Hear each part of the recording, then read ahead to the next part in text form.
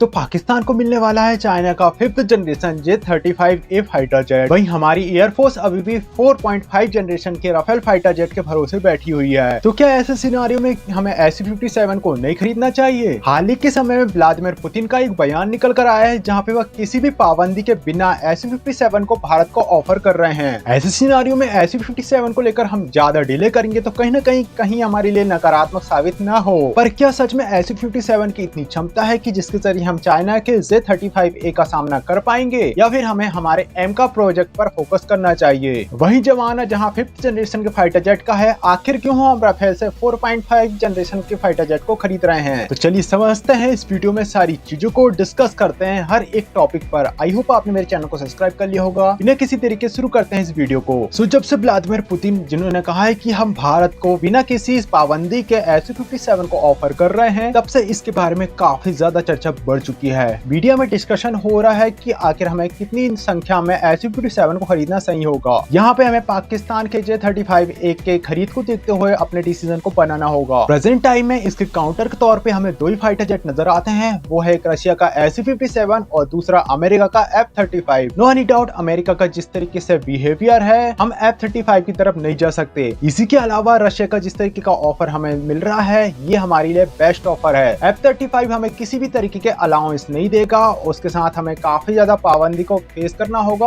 और जिस तरीके से हम अपने सारे इक्विपमेंट और वेपन को आपस में इंटीग्रेट करके एक सिंगल कमांड के जरिए ऑपरेट करना चाहते हैं, ऐसी ऑपरेशनल कैपेबिलिटी हमें F-35 में देखने को नहीं मिलेगी। अब ऐसे सिनेरियो में रशिया आता है जहां पे रशिया बिना किसी पाबंदी के अपना SU-57 को ऑफर करता है। नो एनी डाउट SU-57 हर मामले में राफेल से काफी ज्यादा एडवांस है। शुरुआत में कहा जा रहा था कि राफेल 4.5 जनरेशन के एयरक्राफ्ट के जरिए हम चाइना को आसानी से काउंटर कर पाएंगे, पर प्रेजेंट टाइम में ये बात कही जा रही है कि नो एनी डाउट चाइना को काउंटर करने के लिए हमें SU-57 की जरूरत है। राफेल एक अच्छा 4.5 जनरेशन फाइटर जेट है, लेकिन नो एनी डाउट इसकी स्टेल्थ कैपेबिलिटी इतनी नहीं है कि ये 5th जनरेशन के फाइटर जेट को काउंटर कर पाए। पर सवाल ही उठता है कि ऐसे सिनेरियो में हम राफेल को क्यों खरीद रहे हैं? तो हमें यहाँ पे समझना होगा कि राफेल को हम पहले से ऑपरेट कर रहे हैं, और इसी के साथ जो हमारी SU-57 और इसी के साथ जो हमारे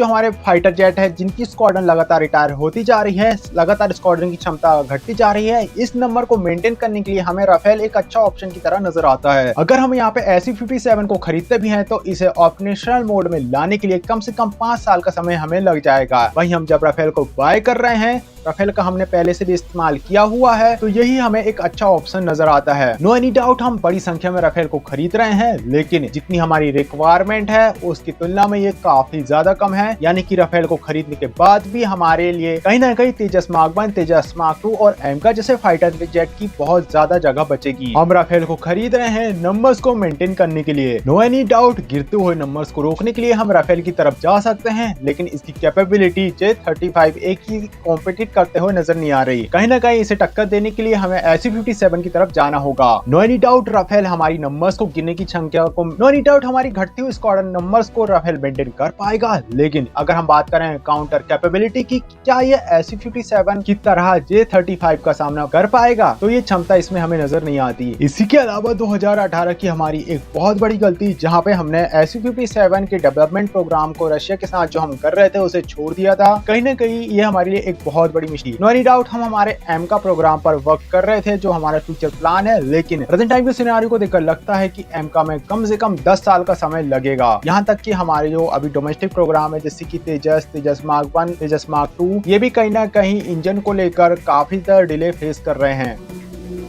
अब हम बात करते हैं कि क्या SU-57 के जरिए हम J-35 फाइटर जेट को काउंटर कर पाएंगे। तो अब इसमें हम एक्सपर्ट के अलग अलग नजरिए को समझते हैं। कुछ एक्सपर्ट का कहना है कि ये 5th जनरेशन का फाइटर जेट भी नहीं है, क्योंकि जो इसका RCS है वो काफी ज्यादा है।